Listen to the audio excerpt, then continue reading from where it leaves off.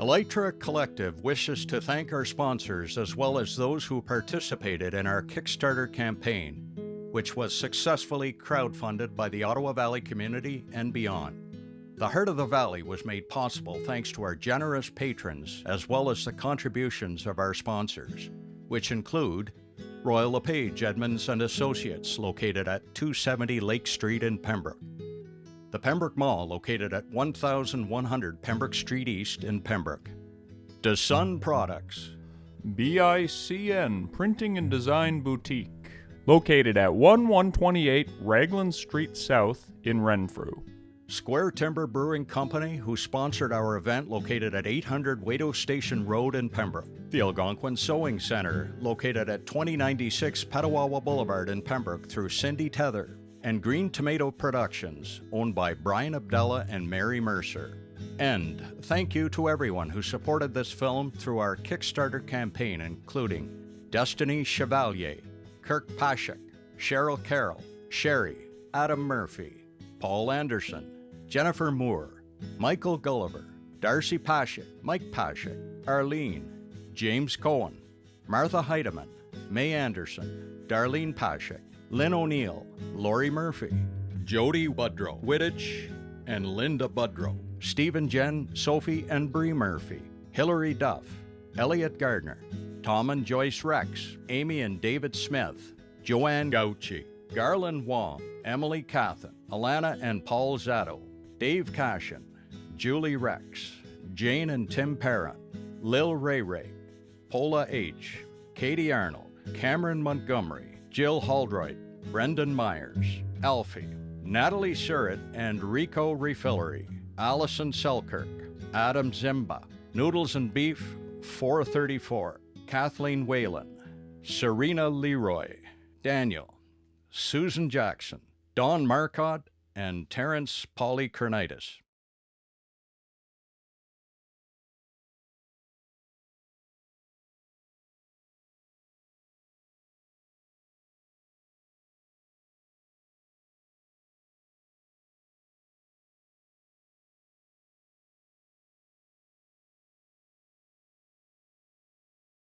In the long shadow of Canada's capital, rushing rivers, sprawling forests, and lush agricultural lands envelop the small communities that comprise the Ottawa Valley. For generations, European settlers have raised families and made an honest living in blue-collar work made possible by industries like the fur trade, lumber, and tourism. Before the arrival of settler nations, the Algonquin First Nation coexisted with the lands. Land still unceded by the first people to this day.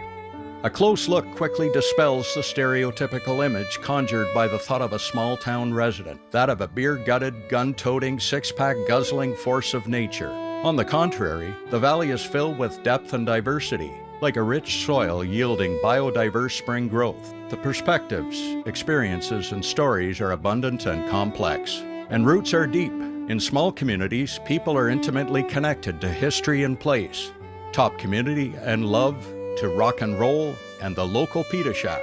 A camera is a visitor capturing people who are, or were, compelled by a life in the valley. Some fires dwindle and calm, others rage, but all give light.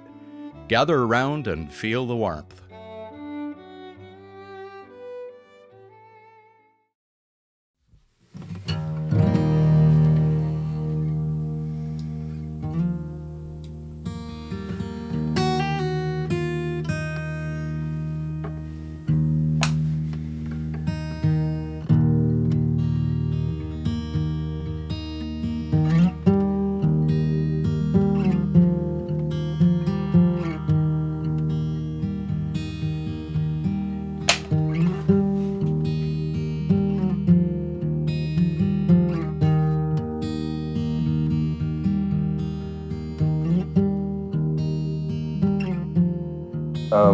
Well, there's kind of a theme, actually. I'm always drawn to silhouettes for some reason. So I've got a whack of them, actually, over the years. Coming from a photographic background, it's something else like that I just always enjoyed about it was just looking for different angles and ways, like shooting volleyball from above it.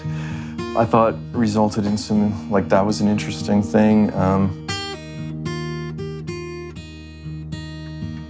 I noticed every day in the summer, just before sunset, that the sun would catch right off the metal rails. Wow, so that's okay. I had no idea what it even was. Yeah, so it's purely like silhouetted couple of tree branches, but then like darkness. It looks like it's literally on fire. Yeah, it did. Yeah. Totally looked like that, yeah. That chronicling of local history is important, and I don't want to see that lost. The whole thing is about a relationship with your community, and our market is pretty big. So we are a Pembroke-based paper, but we extend to Petawawa, Whitewater region, Deep River, Eganville, out that way. I've covered many deaths over the years of like adults, children, people in accidents. Maybe the one that probably impacted me the most was 2 children that died in a fire, which was something I covered very early in my career, in the early 90s. The reaction of the families is always quite different. Some families want to kind of mourn by talking about the situation and what has happened and their loss, and others want to be extremely private.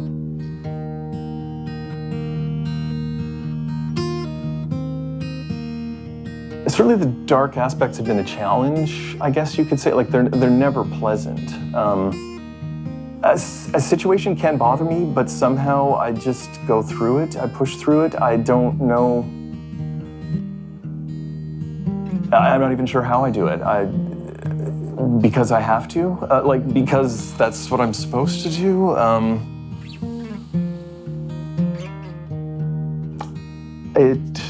It isn't something that on many occasions I've brought home. Like, usually I've been able to kind of leave it at work or at the office, so it doesn't follow me around and kind of haunt me. I've jokingly said, I guess, sometimes, like, it is a job that I find eats your life. Like, it's difficult I've always found it difficult to be a member of, like, other clubs or to sign up for things at night, because you just don't know what's going to get hurled at you at 4 or 5 in the afternoon that's suddenly going to disrupt it. So it can be difficult with relationships sometimes. I've been working at the paper, I should say, for, it will be 30 years. So I was the photographer darkroom tech for probably about a decade, I guess. Then we went digital, so it became more of the darkroom was replaced by the computer. As staff was slightly reduced, you just became a jack of all trades. So the days of strictly reporters and strictly photographers were gone, and we all did like all of those disciplines. And then there's kind of this funny cartoon we had in the newsroom for a while, which was a dartboard with a whole bunch of subject material, subjects listed around the outside, and it was like, today I'm an expert in, and you lob the dart, and it's a lot like that. Every day was different.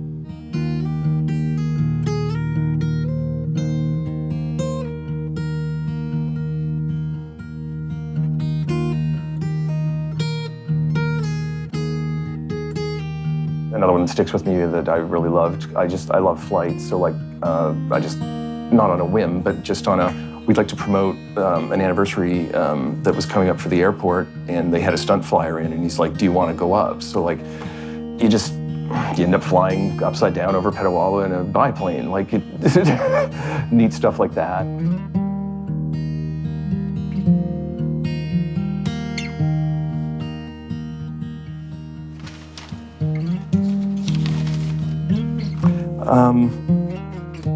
Something that we did for the longest time that I thought was really neat, and I hope that the public enjoyed it too, was we did a full-page feature on page 3 on Saturday in color every week, and it rotated amongst all of us. This one was one that always stuck with me, which was people that build homemade aircraft to, like, fly in themselves, not models.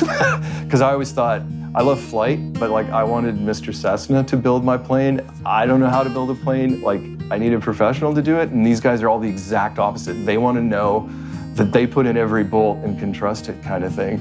Like, they were just fascinating guys. This guy was building his, gosh, I think it was like 10 years in his garage. He doesn't even know if he'll ever finish it, but he's always out there working on it and having a blast. And this guy who built this float plane has a cottage in Davidson, and he was like just this nice man that happened to fly CF-18s all his life, and now he's retired and building himself a float plane. It was just neat stuff. Like it's an interesting place, I find, because it is a very unique, and there's a lot of different people.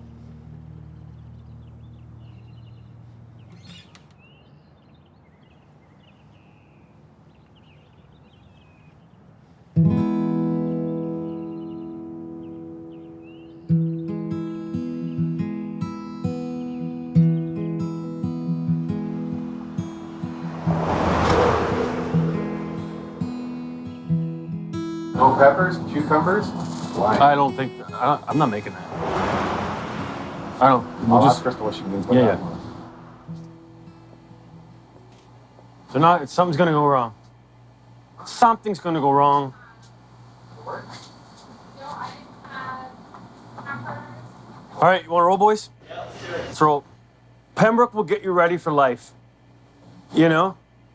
My friends and I often talk about that. It's like you meet every kind of person here, and you do things like bush parties and, you know, I can't really, but there's such a great mix of a dynamic of people that if you like, by the time, like, say you want to move to another city or whatever, you're like, Pembroke like seasons you well. You know what I mean? We often talk about that shit, where it's just like, you know, your buddy's uncle is a drug dealer, your buddy's sister is works at the store and sells fucking, you know, smokes that she steals, and you know what I mean? Like, I don't even really know, but it's just like you smoke hash out of a cut off 2-liter pop bottle in the field with torches and knives. You know what I mean? Like, I don't know, you do bush shit here, but also, like, I don't know, you listen to heavy metal.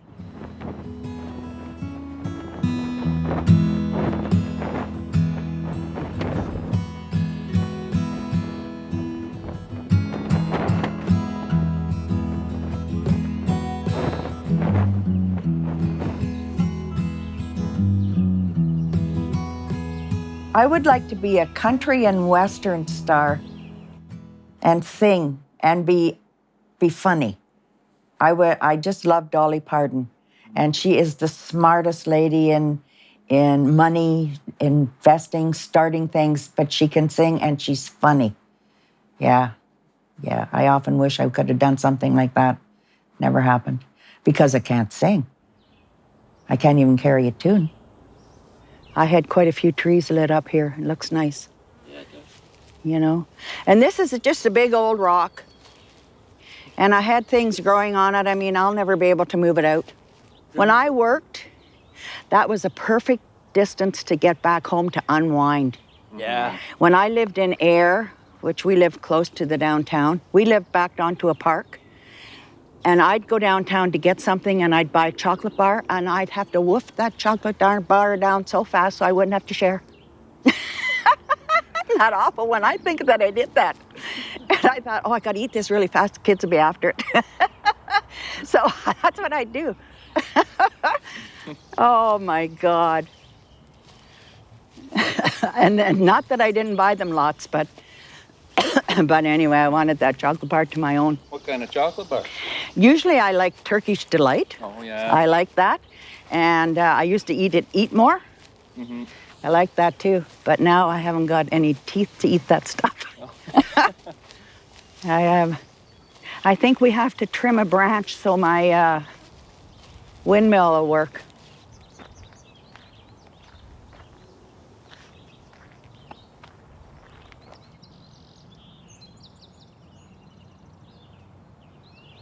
I ain't no savior, I ain't no God, so I can't really help you in that department. But I am a purveyor of music, and music can definitely make you feel good in many ways. In many ways. And, you know, I want to hear from you. I'm looking at the board. We're in the UK right now. We're in Charlottetown, PEI, Oshawa. Hell, we're in Hamilton, Bermuda right now. Who is tuned in Hamilton, Bermuda? Been listening for 5 hours. Oh, they've been listening for 5 hours. They obviously tuned in to hear some hip, and now they got my ass, so we'll see how long we last with them. Could be questionable. UK Van. I love music. plain and simple. Or play it, or listen to it, or review it, or write it, or whatever. Like, just if it's got music involved, that's my core meeting. Anybody that has that desire to create has such an uphill battle to get themselves heard or seen that if I can mention their name on a radio show, or plug them on a stage when I'm standing on, or do this or whatever, and it actually helps them, that's what I'll do. That's on, that's on, that's on. Nothing but grace. As God is my witness, I thought turkeys could fly. I love the concept of being able to, I don't want to say control the music, but give people the mix of the music. And something like that, it brings me back to like high school days of, I was just showing how old I am here, but making mixtapes. That was half the fun of, creating a mixtape is the first person you actually get to play that for, and they get to listen to it. To me, that's like radio, it's presentation. Lately I've been making like 80s synth music. Forest in the night, only thing guarding my way is the moonlight. Do it for art first, of course. Do it for love of the fucking music, but if your goal isn't to become seen and have it graduate to that level, then I don't know. I don't know what I don't really know how to finish that, but you know what I mean? Faces on the street, never seen them passing under all the lights. In my car, kissing softly. For most of my life, I played heavy metal and punk rock, and I still love that music, but it's just time for the 80s shit to come out, When she walked into the room, paralyzed, I couldn't move. Bleeding undercover, cut laid down, I think just being a musician from here means more than being here, if that makes sense. I mean, this is a big country town, you know what I mean? And it was just, but I mean, also in that light, it was like you get hit with a lot of different mixes of players, which kind of keeps you sharp and, kind of on your toes a little bit on your instrument,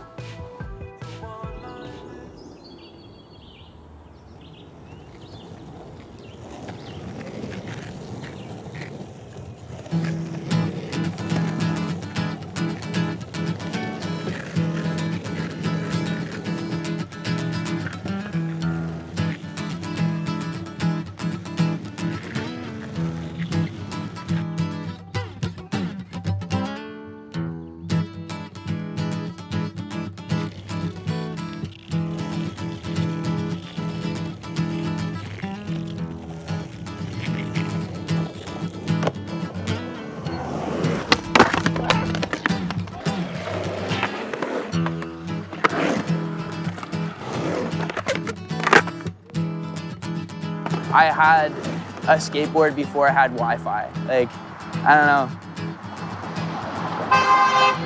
Yeah, that's loud. He can do a sick kickflip. Honestly, I spend a decent amount of time here anyway. I try to come once a day if possible. Sometimes I come 2 or 3 times a day, It gets too hot, I come back in the evening.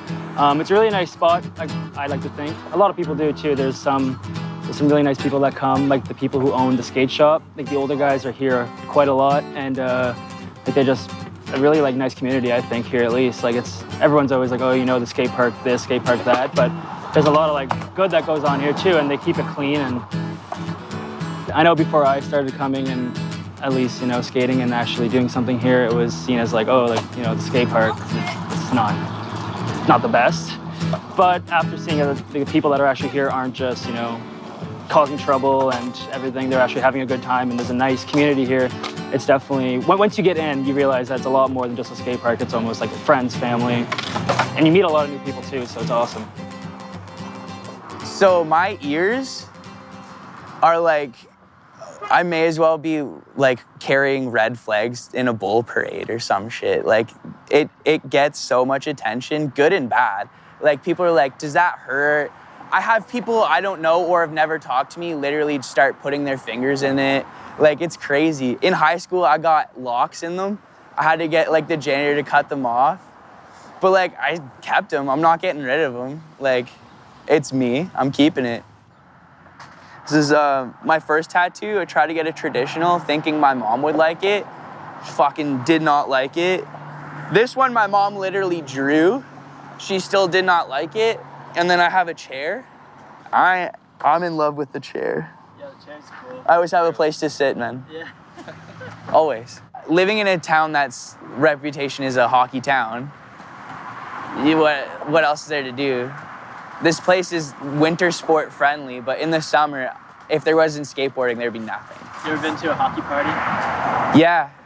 Do I like hockey parties? I do not.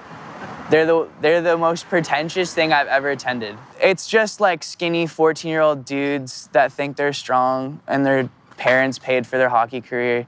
Catch them in their 20s, like working at the beer store still. Me. Me. Fuck it. That was banging my chest, thinking I'm tough shit. Now I went nowhere. At least I can admit it though. That's the biggest part. You know, I'm not in denial.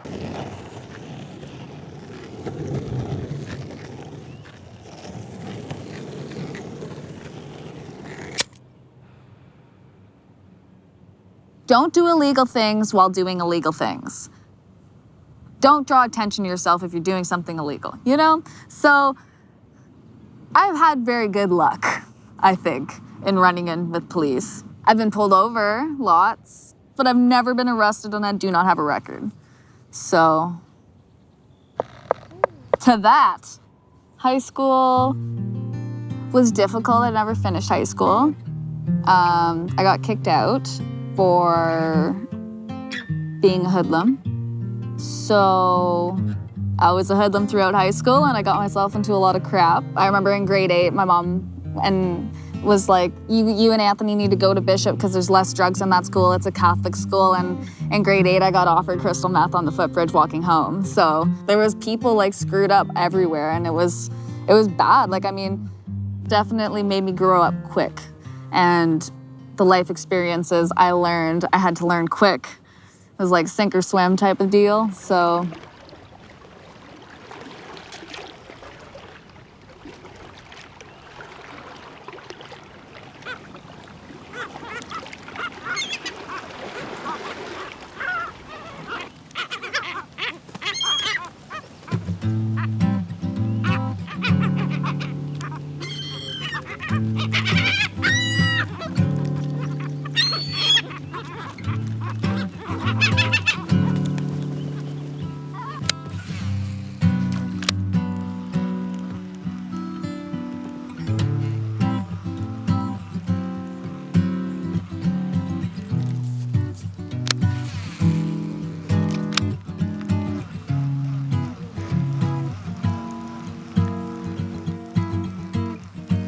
I love fishing.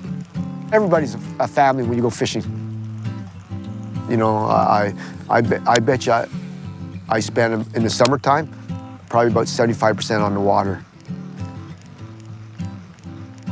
I was in a bass tournament with a friend of mine, and being typical guys, you know, we didn't care what the weather was like. So the day we were fishing, it was lightning and thundering. So again, we thought, oh, we're gonna win, so we're gonna keep fishing. Anyways, I casted my line out, and my fishing line didn't float it. It floated in the air. I said to my fishing partner, I said, "What's going on?" And with him being experienced in fishing and boating, he says, "We're in a static zone." I said, "What does that mean?" He told me, "Put my rod down, lie down in the boat." So we were in a lightning strike zone. I've never seen fishing line float. So that, we laid down the boat, and I was scared. And I'll bet you the lightning struck maybe 500 feet away. That was the scariest time of my life.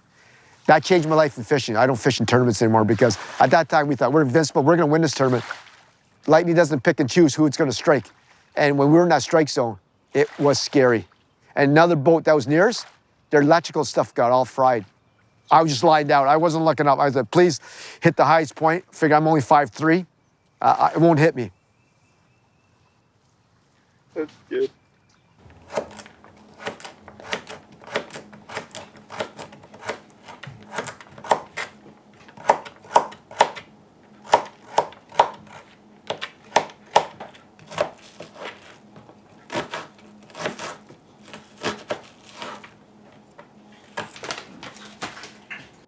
My cousin caught a fish and she had a big weird bobbler. And so the fish broke her line above the bobber, right? So we were fishing and fishing and fishing. And all of a sudden in this cove, we see this bobber and it's swimming around. It's her fish, right? So we're like, oh, we're going to go get that fish, right? So we go over and I throw out my line and I have a big treble hook and I'm trying to hook her bobber or whatever. So I get it and I'm bringing in her fish. The line breaks again and I jump in and I have the fish between my legs. I'm hanging onto this pike and we're laughing so hard. Like none of us can even do anything because we're laughing so hard. It's just the most ridiculous story. I'm like, nobody would ever like if they ever heard this, it'd be like, yeah, right. And I'm like, we lived through it. We can't even believe it happened. So just so much fun stuff. Like, I don't know. I love fishing. It's my favorite go-to. It's amazing. My best friend Jason Junup and I had this hatred on for fucking bees and wasps. Of all the things to hate, we hated bees. Anyway, like if a bee's nest was on our house ever, we would we'd fuck with it. And one time we were at my parents' place, and we were like, let's throw gas on this hornet's nest that was in my fucking house. And what did we do as kids, man? We were like 15. Like, how dumb can you get? Went in my parents' garage, grabbed gasoline, threw it all over basically on the side of my parents' house. And we lit it on fire. And instantly the fucking side of my parents' house and the bush was engulfed in fucking flames, man. And before whatever, he started spinning around. He was like, oh, fuck, we're gonna be in shit. And we had to run and get a hose and put the shit out. And that was just like a regular day when we were kids, man. Anyway, that's the story. Yeah.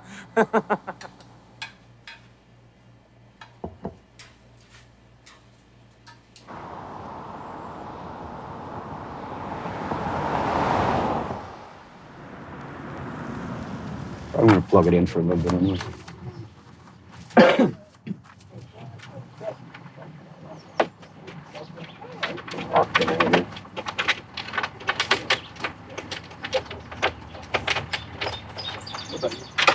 Uh-oh. Take my lock pin out. I find Pembroke's a little bit behind in the times, you know. We're a small community and this to them is very strange, you know? It is to anybody. It's like being Elvis Presley when you drive this car. Everybody wants to come and take a look. But I've had good and bad comments. Pembroke, most of it's been positive. Like I said a while ago there, I did have 3 ladies here yesterday that figured I was a weirdo and a drug addict because I drove a solar car. But them women just don't seem to have no imagination or a perception of the future. I've had lots of good comments. So I met an electrical engineer down here one day that was just fascinated with it. Another 3 electrical engineers another day that worked in a lab with white trench coats, and they were amazed at the car.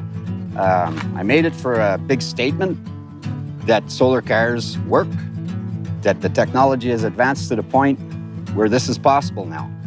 And it was just a dream in the past, but the efficiency of the cells and everything has gone up so much and the price of the solar has gone down so much that this is the new reality for the future of transportation. Sometimes it provokes people, but most of the time people are really positive. Yeah. I've gotten used to all kinds of different responses. Some of the rednecks there, they just pass by with their big trucks with the high tires and they shake their head at me like I committed a mortal sin or something, you know?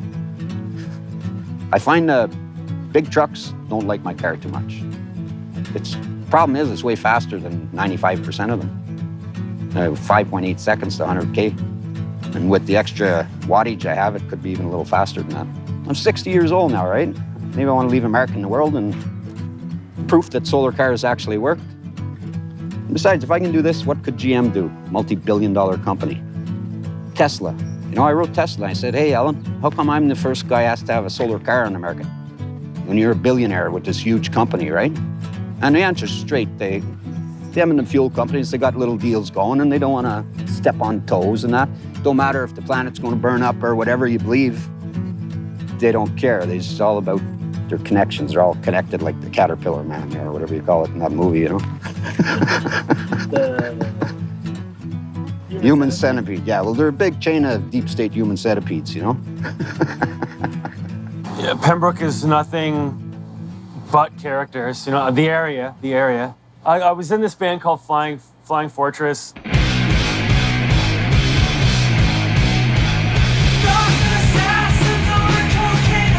The restaurant that I owned just down the street had a parking lot, and there was just two of us.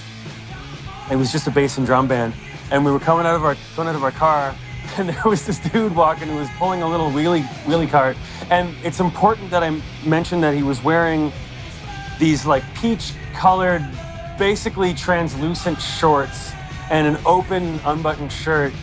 And we were just like, hey, and I won't say the guy's name. And he just stopped and he goes, I just fucking shit myself. And we were just about to burst out laughing, and he goes, and it's not fucking funny either. And right away I just went, I'm not laughing. And I kept a straight face. And dude, just as he was walking past, it was a nightmare at the back of his pants, man, his shorts. And I was just like, oh, dude, like, see, that's what I mean. It's just a grimy tale. It's the number one. I don't know, is that like too bad? Should we put it in there? That's right. And it was just the fact that he told us and then told us like, don't you fucking laugh at me. Yeah, man. That's the number one story.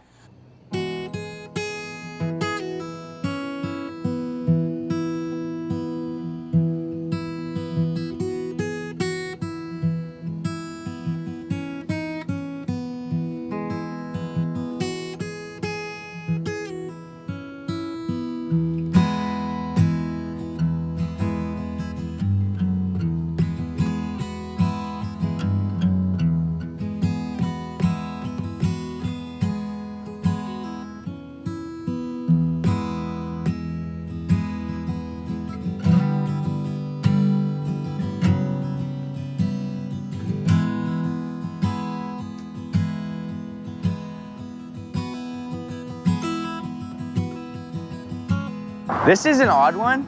I have this like every couple months. It's like so bizarre. I'm like cheese. So I'm like a person, but I'm made of cheese, and I'm like walking on a hot plate. That's it, whole dream. It's like 20 seconds long, but it happens like every month. That's it, like there's no context. What do you think it means? I think I'm dying. Or I had a stroke, I don't know, one or the other, but something's going on. Nothing's good. What kind of cheese are you?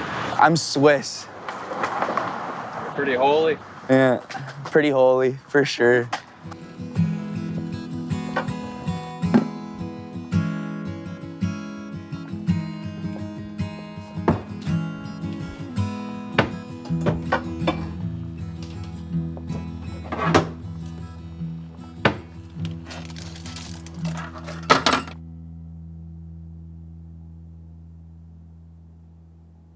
Len is my husband.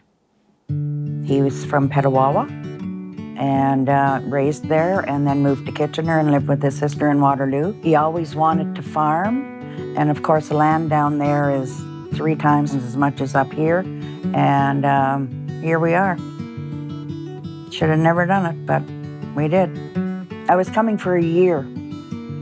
I was willing to give him the chance. I mean, it's kind of nice if you have a dream to do it. So I was willing, but yeah, we wouldn't do it again. But anyway, it worked out. Here I am, still here 45 years. This 45 years now. I don't mind it now. Yeah, you get used to it. I can drop the F-bomb very fast, and I never said the F-bomb before that. And I can also speak my mind. You know, it's just how I got, because I had to get kind of really tough. I don't want anybody to rip me off or take me for a ride, and they do that to women. So that way I can handle myself. And I can handle most things around here too. You know, I can do most things. Not that I want to, but I can. This is my dad, and this is Len's dad. And Grandma was in a wheelchair from the time she was 30 with arthritis. She's got a fancy hat. Well, looked like a peapot, you know. But she was, poor thing. So Leonard Wood, I had him when I was 21, and so I might be 22, 23, and that's Len. Oh, and look at our fancy dog. That's Len and I. I think I still have the same hairdo. And there's the lovely place. Oh, it was just a wreck. Look at how long the grass was. I don't know what we ever saw in it. And there's all my cats I've had, white ones. The neighbor's cats. And that's it. I only had those couple of pictures. Wow.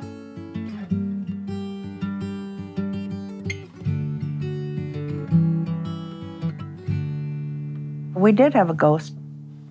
My brother-in-law died about 7 years ago in March. And he wasn't sick. They had had supper.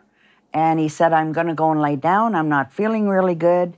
And he didn't even make it to the bed, and he fell over. But it was about 6 o'clock at night, and I was sitting here, and I didn't have my fan on, but I had a plant here, and it was a geranium, a long, gangly geranium. And it just went like this, and I thought, no, my fan's not on.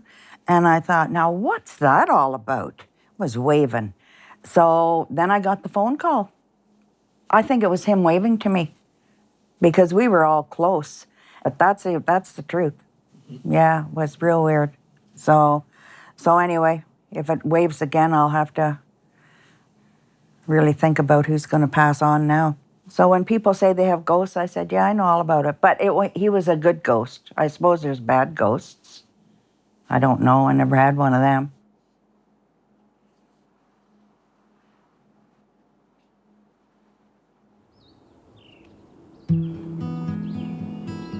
Actually, this one here does mean a lot to me. 1926 is the year my great-grandfather was born. We were really close when we were younger. And when I was I think I was 8 years old, I was the one who found him passed away. At the time, I was, if I can remember, it was either 8 or 9 years old. And it was definitely, I wasn't sure what was going on. It's like you're a younger kid, you don't know what life, death, everything in between is. You're just living in the moment. So when I seen it, I remember knocking on the door, looking in the window and seeing my grandfather. And I was laying on the floor, and then I was like, I didn't know what was going on, right? So I went to the car and I was like to my mom, like, oh, like, Papa's laying on the floor. And she, like, at being, a full-grown adult, she understood, like, that's bad. He's an older man. And he was, unfortunately, he didn't make it. He had a heart attack. But it hasn't given me much trouble. It's always kind of there. Like, I always remember it, but it hasn't really had a huge, like anchor on my life, just.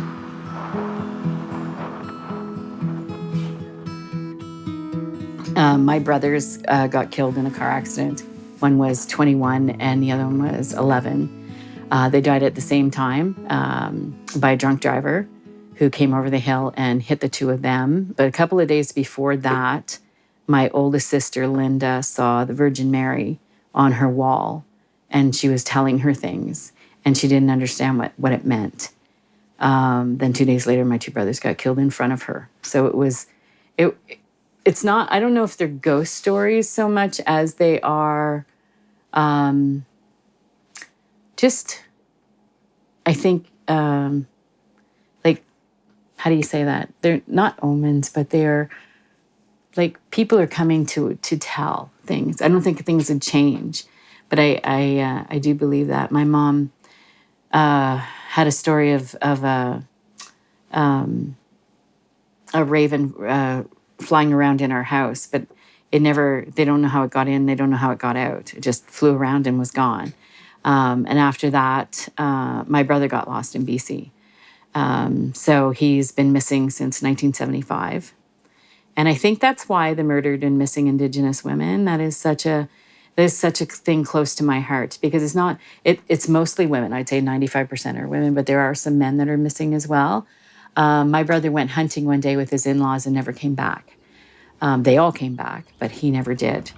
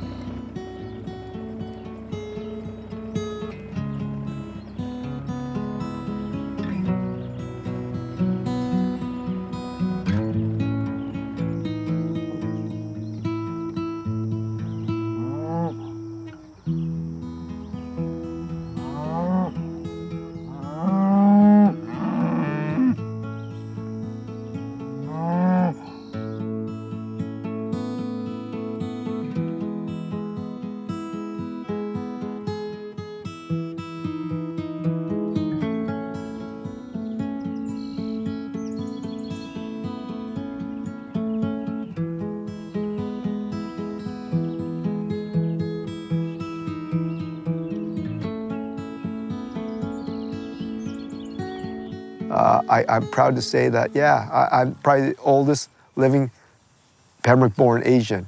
I don't know if that's a good thing or a bad thing, but I'm glad I can say that. At the time, back in the 60s, yes, we did experience a little bit of racism, but you know what? I had more friends than I had enemies, and my friends were very good to support me, support my family.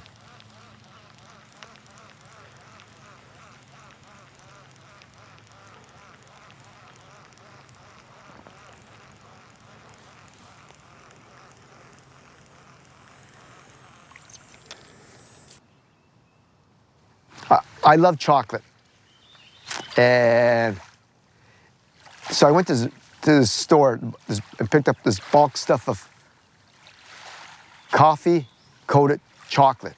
I thought, this can't be too bad. It's coffee beans, people. So and I thought chocolate. So I bought a bag full, and I ate a fair amount of these beans. And I'm not a coffee drinker, so if caffeine is considered a drug, I can tell you, I was high. I was bouncing off the wall, and I couldn't settle down. I was hyper as can be. And people know me, they know I'm hyper without coffee. So my eyes, they said my pupils were wide, and I was just shaking. Probably because I had too many coffee beans coated with chocolate.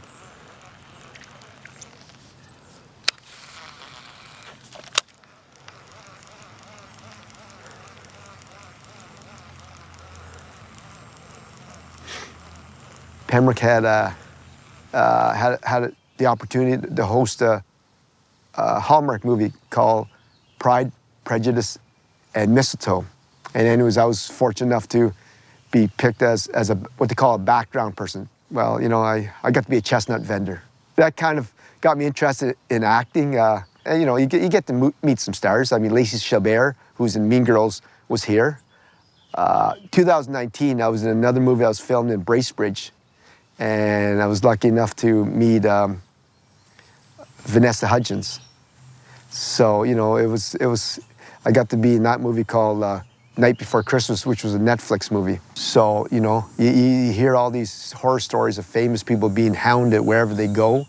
And no, I'm too old for that. I enjoy my life. I enjoy staying just in the background.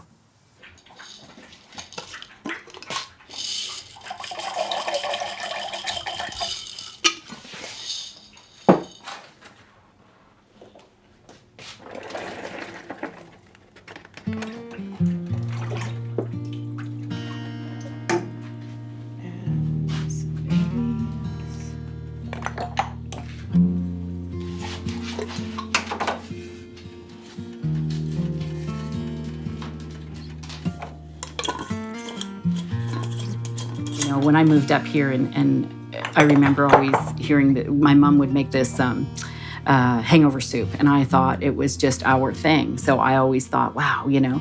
And then I heard somebody else up here say that they are having hangover soup, and I'm like, what do you mean? That's mine. That's my mom's. Like, you know. But it was family. That's what it was, and that was part of our culture. That's, you know, those experiences.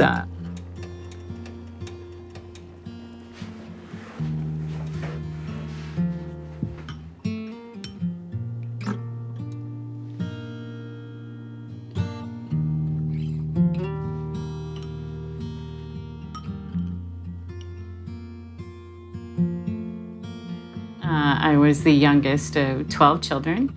My mom and dad had raised 36 from the Children's Aid as well. Most of them were my cousins because it was during the 60s scoop. So a lot of those kids went to foster homes and things like that. And my dad and mom took as many as they could for limited amounts of time, unfortunately. But a lot of them got placed in different homes and we all got separated. It was chaos, always tons of kids, very loud, nothing was yours. But it was a really great, way to be adaptable to things and to find different solutions to things because there were so many of us and we all had to share. It was always that way. There was always an extra plate at the table. There was always, you know, room for one more. I went to school in a all-Catholic, all-white school. And it was the last 3 of us that went there, and we were all beat up. We had some very interesting racist remarks from the adults as well as the rest of the students. So we learned very early how to fight physically, how to take care of ourselves, and how to always have each other's back, because it was a scary place when I was young. Racism was alive and well as it is today. There's different. It's underground more so than blatant as it was. And I think if people just thought for a second what they're saying, like, do you not realize what has happened? Like, in 1960 is when we got our vote for women and First Nations people. And at 1960, that's in my lifetime, you know? And the 60s scoop, that was in my lifetime. Residential schools got closed, I think, in 1986 or 96, I believe. 96 was the last one that was closed. So it's in our lifetime. So there's residue from that. There's extenuating circumstances for people that get caught into these things. I look back, I look around, and with our family probably being the first Asian family in Pembroke back in '49, and being born in 1960, I'm proud, first of all, to say I am Asian. I've learned a lot. I've learned the hardships. I learned the positive sides. Being old, well, if you consider 60s old, I don't think it's old, but I'm proud to say that, to still be here, it just kind of tells you how much I do like Pembroke, which, when I was a teenager, never thought of it, so. I want to say we started becoming more friends, like, right around the time, like, where I got my license and you need to drive everywhere. Like, I think that was like... That's gonna pay me the bad luck.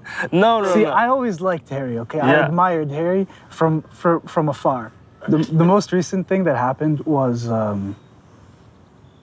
just like, casually, like, he rolled up and he said, like, I saw you got your hair braided. Let me cut your hair. Yeah. So I showed up to his house 2 days ago. We played basketball for like a few hours. Mm-hmm. And then he went downstairs and he was cutting my hair. Yeah. Lining me up and everything. Just like, yeah. Then we drove home. And it was just casual hangout. It only took a few minutes, but... No. Yeah, I guess it's just like, if we see each other like doing like new things or like, maybe something we've never really done together before, I guess. Yeah. Like we'll just kind of hit each other up and just be like, hey, do you want to, do whatever? Yeah. Yeah. So I guess I was kind of just like... One time we were in a documentary together. And there you go.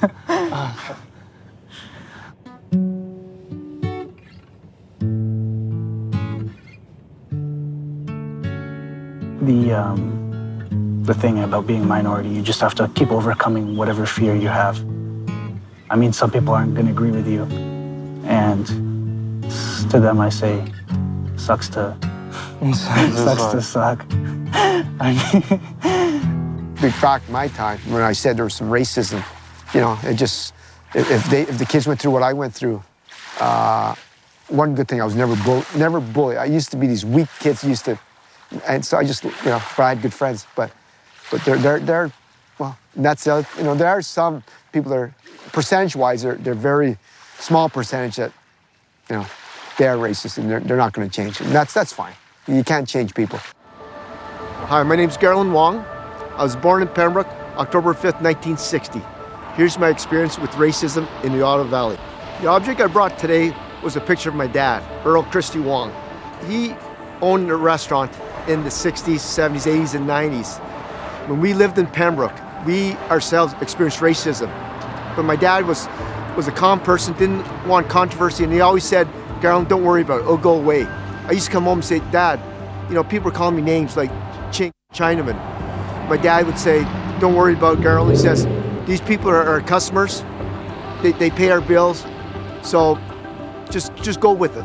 I've kept quiet for 60 years. There was a situation that happened in Pembroke where an 80-year-old Asian lady got assaulted. That upset me.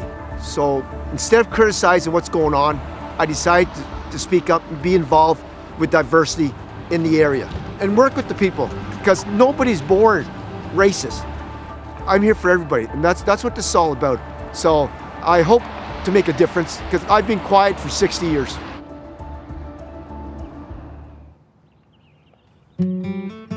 Watching what happened to George Floyd kind of woke something up in me. And I mean, I've always kind of spoken about human rights issues and crises, the concentration camps in China, the occupation of Palestine, you know, the different things that are going on in the world that not a lot of people seem to know about. And I guess essentially when I heard this, I spoke to a few friends and we decided that we were going to start a movement or start a march here in Pembroke. I was like, nah, this town is, I don't know, too set in their ways. And since we've never really seen anything like this before, like, I don't know why people would be really encouraged, even with, I don't know, many examples around the world. Like, I still kind of thought that it would just be, I don't know, kind of an impossible task. That was the driving force for me, I think. People saying this town is too set in its ways, or it's racist, or, I mean, I experienced that growing up in elementary school, and I shrugged it off, you know. Maybe people do it as a joke. They'll call you a terrorist, so you'll call them a Nazi or something, and they laugh about it, and you're chummy buddy at the end of the day. But it's a deeper meaning, you know. When those things have an impact, and you start to identify yourself as, oh, people see me as a terrorist, or people see me in a certain light. And I guess Pembroke is seen as a hick town, or it's seen as set in its ways. But it's not. Yeah. Because the thing is, when you have a group of 2 or 3 like-minded people, and you're together, and you think differently, and then you spread your message, and different people join you, and you get something like a protest going with almost 300 people in less than 4 or 5 days. Even on the day of, we were just kind of like, if 5 people show up, like, it doesn't really matter, like, at least 5 people showed up. And then I saw more and more people rolling in.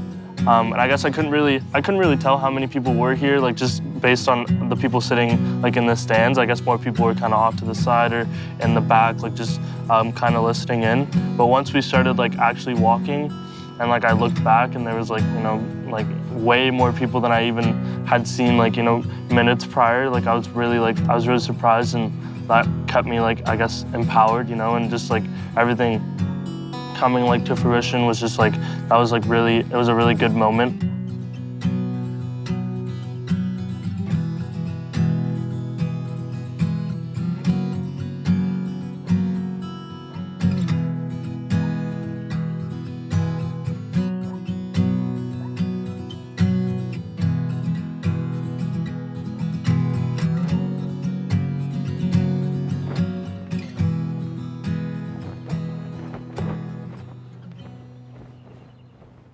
My story is quite the tough one. I remember my 7th year of elementary school was rather difficult. It was then that I came out as bisexual, and it was later that year that I realized I was actually fully gay.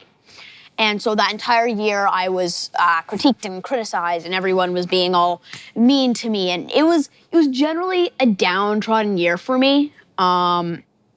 But I managed to persevere through it, and as a lesson for, like, all the other, I don't know, LGBTQ, I can't remember. 2S plus. It gets better. It always gets better, and it gets better faster. Come here, sweet baby. If you have a kitty. Mwah. It didn't occur to us that Ethan was going to come out right away at school. We didn't really have the conversation about it because, in my experience with other friends whose kids came out, there was a good year or so before they decided to come out socially. And so Ethan, though, went right to school the next day and told everybody, because that's just who he is. And so... If any of you know the song I'm Blue, Dabba Dee Dabba Da, if you guys know that song, that was me, except I was saying I'm gay, dabba-dee, dabba-da, and I was just running around the school. So, you know, that was experiences. Because it was kind of exciting for him to be able to make that connection. Like, I'd felt it for the majority of my life, and then I'm like, yeah, let's do this. But anyway, there was a lot of back and forth. I spent a lot of time at the school over the next couple of months because Our principal was amazing. Yeah, there was, you know, homophobia that they caught and that they found that I didn't see. And then there was things that Ethan would tell us. And so lots and lots of time spent at the school. It was a Catholic school. And as you know, religious people are like in the Bible, it says like all gay people are heretics and need to be burnt, which the Catholic religion does not necessarily believe now, but there are still a lot of people who definitely do believe that, which reason number 830 why I'm an atheist.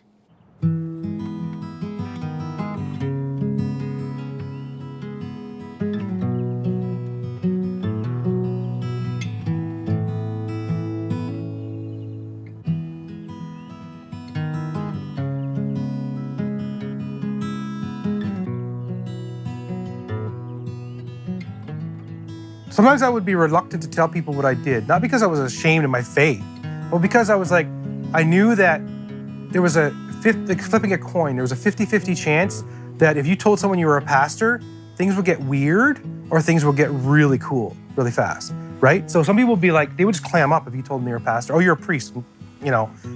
I'm really sorry, I said the F word or I said the S word earlier. And I knew then if someone said something like that, I'd be like, you know, I'm not sure how this is gonna go. Because if people get weird, people got weird around me, I didn't like that because I didn't want them to be weird. I hated putting that on them. So sometimes it worked against you. But other times people would be fascinated and they would lean in and some actually great conversations like these would happen. People would ask deeper questions, meaningful questions, you know, and they would be like, you know, a lot of times some questions would come back, you know, be about suffering and pain, you know, where's God in this, where's God in that? And sometimes a pastor, you look at it and go, man, listen, you gotta understand, I don't have all the answers. I am not God. You know, I'm not God, totally. But, you know, but that's the opportunity though to really, you know, sometimes affirm them. Because sometimes the reason we people have some of those deep existential questions is because they have hurts or there have been moments where they felt powerless. And sometimes you could reaffirm to them that they actually aren't powerless forever. You know, they can actually move beyond some of those things, right? And there's some of this deep, challenging question, like where was God when my uncle sexually abused me? Like, how do you handle that? You're sitting on a plane beside someone you just met, and they're asking you, and like, well, they go deep fast, you know, and you're like, whoa, hey, you know, let's have some oatmeal cookies and coffee first, you know, or something before we delve into the deep stuff. But you got to figure, it's different than telling someone you're a Christian, right? Because people are like, whatever, you know, lots of people, you know, sometimes you might get those religions, but if you tell them you're a minister, some people look at you like you had two heads. Sometimes I would just say I'm in people management. I'm an administrator, take care of people, and lead people or whatever, I don't know.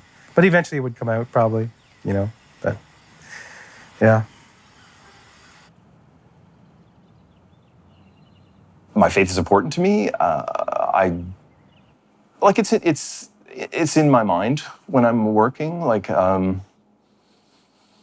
I certainly try to represent the faith fairly. I'm not afraid to write about it or put it in the paper. We have a pretty strong faith community, I think, in Pembroke. A lot of good organizations like The Grind that are Christian-based, and yeah, there's a population there that likes, and we've had many pastors that have contributed columns. We still have 2 faith columnists right now. Not a problem finding a pastor to write a faith column here. And yeah, that's pretty unique, I think, to Pembroke, actually. I don't know that you'd find that in a lot of other smaller paper. When I finished being a pastor, I just had nothing left inside of me, you know? I felt like a deflated balloon spiritually. And it was like, the way I described it to one friend was, I remember taking my walks, and where earlier in my life, if I took a walk like that, sometimes I would be in prayer and meditation and listening for God and stuff like that. When I finished in the ministry, it was like the heavens were made of concrete kind of thing. It was like knocking, and it was just like really hard. And I think every 10 years or so, no matter who you are, you're going to have a crisis of faith. You're going to have a time where you start to question your trajectory in life and your beliefs, and if your beliefs are working for you. And I think for me, so it's a weird spot to be in as a pastor, because you're in this, your paycheck comes from your faith, right? Your paycheck comes from espousing and sort of being, a shepherd for people in your faith. And ever since I was like 18, maybe 19, and here I was approaching my 50s, and religion had been like huge part of my life.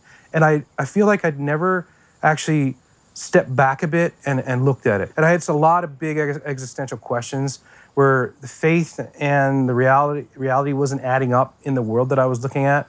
And there was a lot of questions about things like justice and, just the nature of the world. And it feels like the church spins its wheels, focused on having a bit of a Sunday bless me club, and people get together on Sundays, but then you don't see the dynamic stuff happening necessarily in the everyday life, right? That maybe you see in the Bible, And I remember one of the things that always challenged me, and I forget who said it. It was, you say you love the poor, or you say you love the broken, you say you love drug addicts. Well, tell me their names. What are their names? The ones around you, the people live around you. Henry Nouwen said the three temptations of the church is to appear spectacular, powerful, and relevant in the culture. And it's interesting that those three temptations are also, when Jesus was tempted by the devil in the wilderness, that's the three temptations that the devil tempted him with. I have big questions, and I don't have a lot of answers, and maybe that was one of the things I had to, just rest in, to say, I won't have answers. People are, some people think if you doubt, it's a sin, right? And I don't think, if you don't have doubts, you don't really have faith, I don't think. And I say I was struggling with my faith because that's how a lot of people put it, but I actually stopped struggling with my faith. And that's one of the reasons why I stepped away from ministry.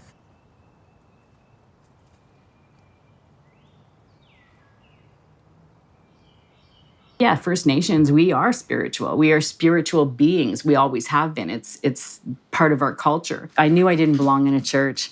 I just knew it from when I was young. I never understood the wrath of God. And so when I became older, I found things that were more towards me. So nature and things like that made me feel better. We're all connected. So animals are connected with us, our water's connected with us, everything that we have is all connected. And if we abuse one, then it's going to come back to you in some way. My mom's very spiritual, so I definitely have always been interested in the native culture and being Algonquin and stuff. I was really my attention wasn't really there for a long time. I had so much other things going on that I hadn't stopped to think about where I came from.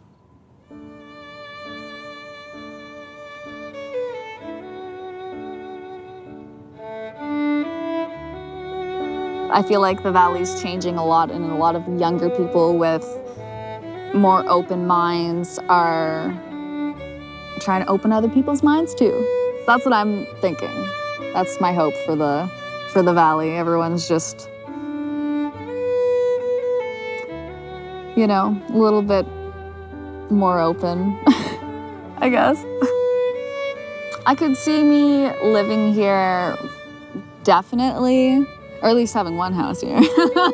We'll see how it goes. No, I'm just kidding. Even if it's not where I end up, I know it'll always be home and I'll always feel at home here. So, yeah. I think I'll leave and come back. It takes leaving the valley to find out what's really in the valley. Because when you're here, you're not really looking for it. It's definitely it has its ups and downs, and it has its perks, and I do like it. And even when I moved away for college last year, I still found my way back here when I thought, oh, maybe I won't. People that don't live in the valley, I think they see us a small town, hick town, backwoods, and obviously they've never been here. So I think people that have never been to the valley should come. You know, you always hear a story of going out east, how people are friendly. Well, you know what?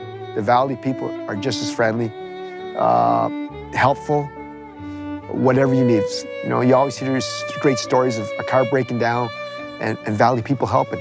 You know, that's the valley. So I think the people that think of the valley as being, you know, hick town people or backwoods should come here. And we would be more than willing to accommodate you.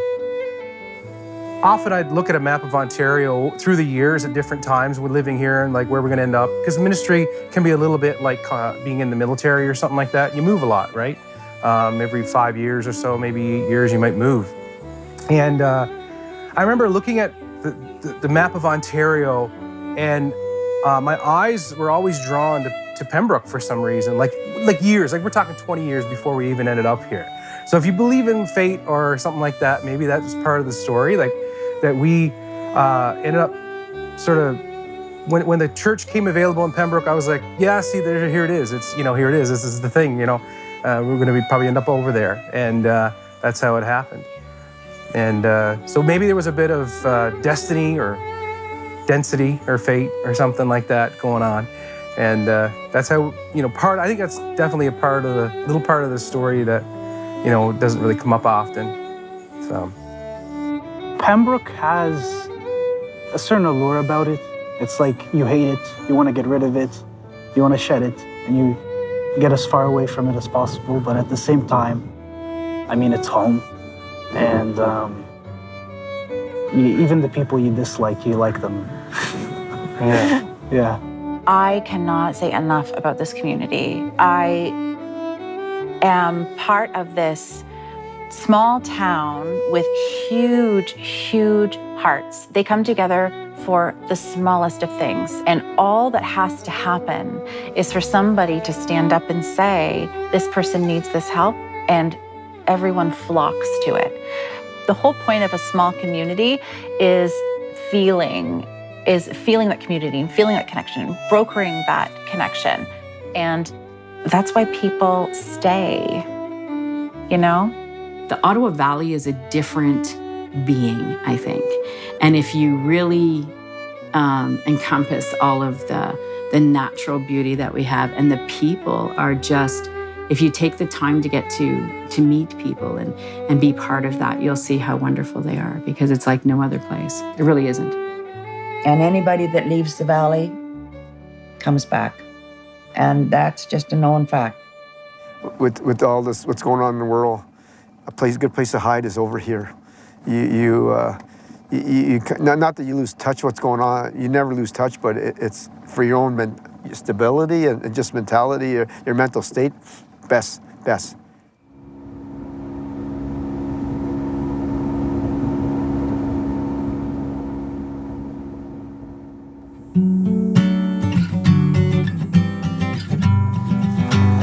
So the one that I want is this weapon right here.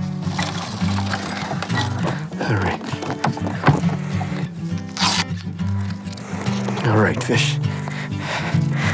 I'm coming after you. There's a nuclear plant in my town. A lot of local people work there. Some people say that they dump in the river, make the fish turn funny colors. This is on my mind as I am fishing for walleye with my dad. We won't eat them. There he is. Got him. I got him. Here he comes. Watch this. Catch my. Okay, I'm gonna try to do it like they do with the pros. I'll use my hand. Here you are, Mr. Bass. It's a little bass from the Ottawa River. There's no place that I want to be than on the water fishing. All right, Mr. Bath?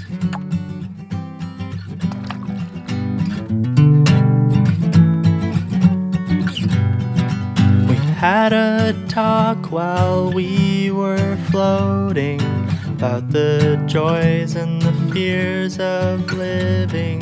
He said to do what makes you happy, as long as it doesn't hurt anybody. This is on my mind as I am contemplating my next self. I was raised such a strong young man, but I don't think I want that now.